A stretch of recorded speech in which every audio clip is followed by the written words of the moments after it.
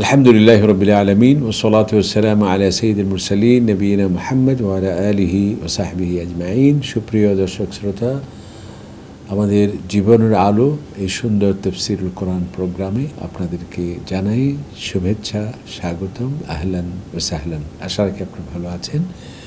আমরা যথারীতি আজকেও সূরাতুন নাজিআতের সর্বশেষ কয়েকটি আয়াত আপনাদের সামনে তেলাওয়াত করব। তেলাওয়াত শেষে আমরা সহজ সরল অনুবাদ, শব্দে শব্দে তরজমা, সংক্ষিপ্ত তাফসীর এবং এর থেকে শিক্ষণীয় বিষয় আপনাদের সামনে তুলে ধরার চেষ্টা করব। সুবহানাকা লা ইলমা লানা ইল্লা মা আল্লামতানা। আসলে তো আমাদের কোনো জ্ঞান নেই এবং আল কোরআনের তাফসীর করার মতো সেই যোগ্যতা আমাদের কাছে নেই। আমরা যতটুকুন আল্লাহ তাআলা তৌফিক দেবেন ততটুকুনি কেবল আমরা বলতে পারি। প্রথমে আমরা তেলাওয়াত করছি আপনাদের সামনে। أعوذ بالله من الشيطان الرجيم. بسم الله الرحمن الرحيم. يسألونك عن الساعة أيان مرساها فيما أنت من ذكراها إلى ربك منتهاها إنما أنت منذر من يخشاها كأنهم يوم يرونها لم يلبثوا إلا عشية أو ضحاها صدق الله العظيم وصدق رسوله النبي الكريم. আমরা যা তেলাওয়াত করেছি এগুলিতে আল্লাহ পাক সুবহানাহু ওয়া তাআলা কিয়ামত কখন হবে সেটি নবীকে ইসলামকে প্রশ্ন করা হয়েছে। আপনি যে কিয়ামতের কথা বলছেন, পুনরুত্থান দিবসের কথা বলছেন, এটি কখন হতে পারে, এর দিন কখন, ক্ষণ কখন, এর কি সুনির্দিষ্ট সময় আপনি আমাদের বলে দিবেন কি? এই ধরনের যখন প্রশ্ন করা হয় আল্লাহ পাক সুবহানাহু ওয়া তাআলা এই আয়াতগুলো নাযিল করেছেন এবং এখানে সুস্পষ্টভাবে জানিয়ে দেওয়া হয়েছে যে কিয়ামত কখন হবে সেটি একমাত্র আল্লাহ সুবহানাহু ওয়া তাআলা ছাড়া আর কেউ সেটি বলতে পারে না। এমনকি নবীকে ইসলামকে আল্লাহ তাআলা বলছেন যে এই কিয়ামত সম্পর্কে সেটি একমাত্র আমি আল্লাহ তাআলাই জানি এবং এটি আপনার বিষয় নয়। আপনার বিষয় হলো এই কিয়ামত সম্পর্কে মানুষকে সতর্ক করা এবং তবে এই সতর্কীকরণ থেকে কেবল উপকৃত হতে পারে তারা যারা আল্লাহকে ভয় করে এবং যারা ঈমান আনে, ইসলাম আনে। আর যারা কপট, যারা দাম্ভিক, যারা অহংকারী, যারা সংশয়বাদী, যারা প্রকৃতিবাদী, যারা আলো দেখেও না দেখার ভান করে, তাদেরকে এই সতর্কীকরণ কোনো কাজে আসবে না। এরপর আল্লাহ তাআলা বলছেন যারা এই কিয়ামতকে যারা অস্বীকার করে, কিয়ামত যখন আসবে তখন তারা আফসোস করবে যে দুনিয়াতে তারা এত দম্ভ ছিল, অহংকার ছিল, সীমা লঙ্ঘনকারী ছিল, যে দুনিয়ায় প্রতিষ্ঠিত হওয়ার জন্য তারা সমস্ত কার্যাদি সুনিপুণভাবে তারা সব কিছু করেছে এবং এই দুনিয়াতেই যেন তারা থাকবে চিরকাল। যখন সে পরকালে আসবে তখন সে আফসোস করবে, আহারে আমরা তো দুনিয়াতে ছিলাম, মনে হয় দুনিয়ায় একদিনও না, হয়তো বা আমরা সকালবেলা ছিলাম, কেউ বলবে যে আমরা হয়তো বিকেলে ছিলাম। এভাবে অনুতাপ, অনুশোচনা করবে মানুষ। সেটি সম্পর্কে আল্লাহ তাআলা আগাম বলে দিয়েছেন যাতে আমরা সে পরকাল সম্পর্কে কোনো সংশয় যাতে আমাদের না থাকে এবং সে পরকাল যে হবে সে ব্যাপারে যাতে আমাদের ইয়াকিন সৃষ্টি হয় এবং সে আল্লাহ তাআলার সন্তুষ্টি পাওয়ার জন্যে সর্বাত্মক যাতে আমরা চেষ্টা করি, সেই জন্য আল্লাহ পাক সুবহানাহু ওয়া তাআলা এই আয়াতগুলোতে নির্দেশনা দিয়েছেন তার বান্দাদের। আসুন আমরা এই আয়াতের সহজ সরল অনুবাদ, যেটি ইয়াসআলুনাকা, তারা আপনাকে প্রশ্ন করে, অর্থাৎ যারা পরকালকে স্বীকার করে, সে কুরাইশদের যারা মুশরিক, যারা কাফির, যারা পরকালে অবিশ্বাসী, তারা আপনাকে জিজ্ঞেস করে আনিস-সাআহ, কিয়ামত সম্পর্কে, আইয়ানা মুরসাহা, কখন এই কিয়ামত হবে। এটা অনেকটা তাচ্ছিল্য করে বা অনেকটা উপহাস করে তারা বলে যে কিয়ামত কখন কখন হবে, যদি হয়েই থাকে কখন হবে এক্স্যাক্টলি আপনি কি বলতে পারেন, আপনি কি আমাদের বলে দেবেন? আল্লাহ তাআলা বলছে ফিমা আনতা মিন যিকরাহা, যে ফিমা ইয়ানি ফি আই শাই, এই কিয়ামত কখন হবে এটি তো আমার বিষয়, এটি আমি ছাড়া আর কেউ জানে না, এবং এ বিষয়ে এটা আপনার বিষয় নয়। অর্থাৎ আল্লাহ পাক সুবহানাহু ওয়া তাআলা নবীকে ইসলাম সমস্ত সৃষ্টি থেকে এটা গোপন রেখেছেন, কারণ কি, যাতে মানুষ এর জন্যে প্রস্তুতি গ্রহণ করে। যদি আগে থেকে জানিয়ে দেওয়া হয় তাহলে তো অনেকটা প্রশ্নপত্র ফাঁসের মতো হয়ে যায়। সেই জন্য আল্লাহ তাআলা বলছেন যে তারা আপনাকে প্রশ্ন করে, আপনি বলুন যে এটা আমার বিষয় নয়, এটি আল্লাহ তাআলাই ভালো জানেন। ইলা রাব্বিকা মুনতাহাহা, তারা আপনাকে প্রশ্ন করছে কিয়ামত কখন হবে, আপনি বলুন যে এটা আমার বিষয় নয়, এটি কিয়ামত কখন হবে দিনক্ষণ ইলা রাব্বিকা, আপনার প্রভুর কাছে, মুনতাহাহা, এর চূড়ান্ত বিষয়। ইন্নামা আনতা, নিশ্চয় আপনি, মুনদির, সতর্ক করবেন, এই কিয়ামত সম্পর্কে সতর্ক করবেন কাদেরকে, মান ইয়াখশাহা, যারা এই কিয়ামতকে, যারা বিশ্বাস স্থাপন করে, আল্লাহ তাআলার প্রতি ভয় ভীতি রাখে, তাকওয়া রাখে, আস্থা রাখে, এবং কিয়ামতের ভয়াবহ দৃশ্য, বিভীষিকাময় দৃশ্য সম্পর্কে ওয়াকিবহাল হয়ে, যাদের অন্তরে এর প্রস্তুতির ক্ষেত্রে সবসময় একটা তাদের মধ্যে একটা ভয় কাজ করে, আল্লাহ তাআলার ভয়, পরকালে সেই হিসাব নিকাশের ভয়, তাদেরকে আপনি সতর্ক করবেন এবং তাদেরকে এই কিয়ামত সম্পর্কে সর্বাত্মক প্রস্তুতির কঠিন বার্তা আপনি তাদেরকে দেবেন।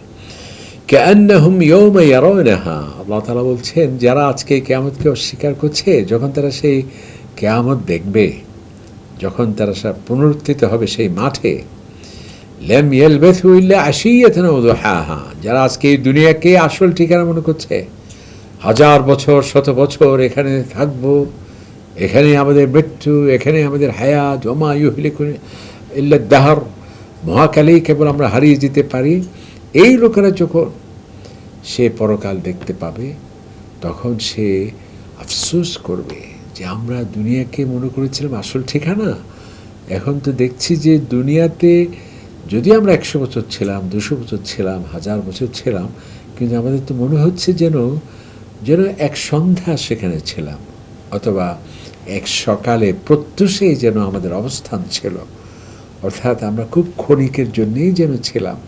এটি দুনিয়ার ক্ষেত্রে হতে পারে, কোনো কোনো মুফাসসির করেছেন যে তারা যখন কবরে ছিলেন, কবর থেকে যখন বের হবে তখনও এই তাদের উক্তিটা হতে পারে।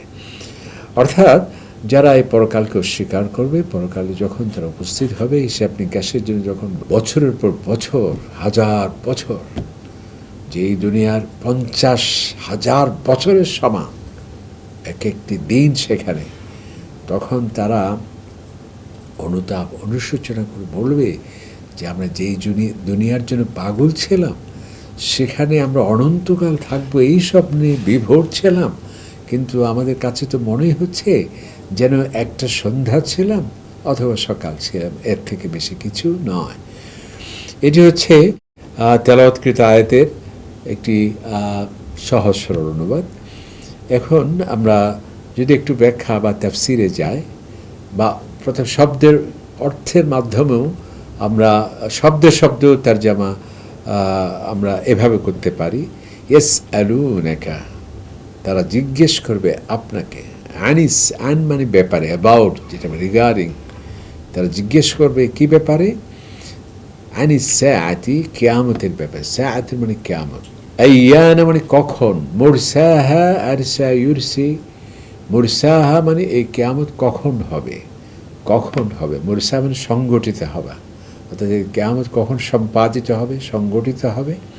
ফিমা, ফি কি ব্যাপারে, আল্লাহ তাআলা ফিমা আনতা, আপনি, মিন যিকরাহা, অর্থাৎ এই কিয়ামতের কখন হবে দিনক্ষণের ব্যাপারে, সেটি আল্লাহ তাআলাই ভালো জানেন। এটি আমি আপনার থেকে, সৃষ্টি থেকে, সবার থেকে সেটি গোপনে রাখা হয়েছে। এ ব্যাপারে তারা আপনাকে জিজ্ঞেস করে কোনো ফায়দা নেই। ইলা রব্বিকা, আপনার প্রভুর দিকে, মুনতাহা, মুনতাহা মানে শেষ, অর্থাৎ কিয়ামত কখন হবে না হবে চূড়ান্ত বিষয় আল্লাহ তাআলার কাছে। ইন্নামা, নিশ্চয়ই, আনতা, আপনি, মুনদির, ভয় দেখাবেন বা সতর্ক করবেন, মান, কাকে, মান, যে, ইখশাহা, যে এই বা কিয়ামতকে যে ভয় করে। কিয়ামতকে ভয় করা মানে কিয়ামতের কঠিন হিসাব নিকাশের দিবস, যেদিন এক বিভীষিকাময় দৃশ্যের অবতারণা হবে, সেটি সম্পর্কে তো যাদের মধ্যে কি আছে, ভয়ভীতি কাজ করে, তাদেরকে আপনি সতর্ক করবেন। কান্নাহুম, যেন তারা, ইয়মা, সেদিন, ইয়ারাউনাহা, দেখতে পাবে সেই দিবসকে, লাম ইয়ালবাসু, তারা অপেক্ষা করেনি বা অবস্থান করেনি দুনিয়াতে, ইল্লা, হ্যাঁ, আশিয়াতান, হয়তো বা কোনো এক দিনের সন্ধ্যায়, ও দুহাহা, অথবা সকালবেলা। এ হচ্ছে শব্দার্থ। আমরা সংক্ষিপ্ত তাফসীরে যদি যাই, তারা আপনাকে জিজ্ঞেস করবে এই কিয়ামত কখন হতে পারে। আমরা দেখি যে আল্লাহ তাআলা ইনদাহু ইলমুস সাআ, যে কিয়ামত কখন হবে আমি ছাড়া কেউ জানে না। নবী ইসলামকে যখন আল্লাহ হযরত জিবরিল আমিন প্রশ্ন করেছিলেন যে আখবিরনি আনিস সাআ, ইয়া রাসূলুল্লাহ, আপনি আমাদেরকে কিয়ামত সম্পর্কে কিছু বলবেন, কখন হতে পারে? তখন আল্লাহর নবী বলেছিলেন, মাল মাসউলু বিআ'লামা মিনাস সাইল, যে যিনি প্রশ্ন করছেন, যাকে প্রশ্ন করা হচ্ছে, তিনি এ ব্যাপারে কি নন, অর্থাৎ এটি সঠিকভাবে আল্লাহ তাআলাই কেবল জানেন। যদিও আল্লাহ তাআলা বলছেন এই কিয়ামত অনেক দূরে হবে, সেটি তারা মনে করছে। ইন্নাহুম ইয়ারাউনাহু বাঈদান ওয়া নারাহু করিবান, তারা দেখছে কিয়ামত বহুদিন পরে হবে, আল্লাহ তাআলা বলছে আমি দেখছি খুবই সন্নিকট হবে। তবে নবী ইসলাম আমাদেরকে কিয়ামতের আলামত সম্পর্কে বলে গিয়েছেন, যে এই জিনিসগুলো আসলে তোমরা ধরে নিতে পারো যে কিয়ামত ঘনিয়ে আসছে। যেমন নিকৃষ্ট ব্যক্তি যখন নেতৃত্ব দেবে, সন্তানরা যখন মা বাবার অবাধ্য হবে, সমাজে রাষ্ট্রের রক্ষক যখন ভক্ষক হবে, যখন অশ্লীলতা বেহায়াপনা বৃদ্ধি পাবে, যখন অসুস্থ দ্বারা সাংস্কৃতিক কর্মকাণ্ড, অর্থাৎ গান বাজনা, যেগুলো অসুস্থ দ্বারা, অর্থাৎ যেগুলো মানুষের নীতি নৈতিকতাকে ধূলিসাৎ করে দেবে, এবং যখন মদ্যপান বেশি হবে, যখন রক্তপাত, এমন জিঘাংসা হবে, যে খুন করছে সে জানে না কেন খুন করছে, যে নিহত হলো সেও জানে না কেন নিহত হলো, এবং অযোগ্য মানুষকে যখন দায়িত্ব দেয়া হবে, এরা উসিদাল আমরু ফি গায়রি আহলি ফান্তাযির সাআ, যখন অযোগ্য ব্যক্তিকে দায়িত্ব দেয়া হবে, তুমি ধরে রাখো কিয়ামত ধেয়ে আসছে। যখন মসজিদগুলোতে ইবাদতের পরিবর্তে শোরগোল হচ্ছে, সেখানে গণ্ডগোল হচ্ছে, এবং যখন মানুষের মধ্যে অনৈতিক কার্যাদি যখন দেখা দেবে, সেই জন্যে নবী ইসলাম আমাদের কিয়ামত কখন হবে আলামত বলেছেন, তবে এক্স্যাক্টলি কখন হবে সেটি বলা হয়নি। এমনকি আল্লাহ পাক সুবহানাহু ওয়া তাআলা কিয়ামত হঠাৎ করে আসবে, তখন মানুষেরা অবাক হয়ে যাবে। এবং এই কিয়ামত, সেজন্যে আমাদের অবশ্যই বিশ্বাস স্থাপন করতে হবে। আল্লাহ পাক সুবহানাহু ওয়া তাআলা অসংখ্য প্রমাণ দিয়েছেন যে আমাদের প্রতিনিয়ত আমাদের মাথার চুল ঝরে যাচ্ছে, আবার নতুন করে সৃষ্টি হচ্ছে। এই যে চুল মৃত হয়ে আবার নতুন চুল গজে ওঠা, এটাই তো কিয়ামতের আলামত।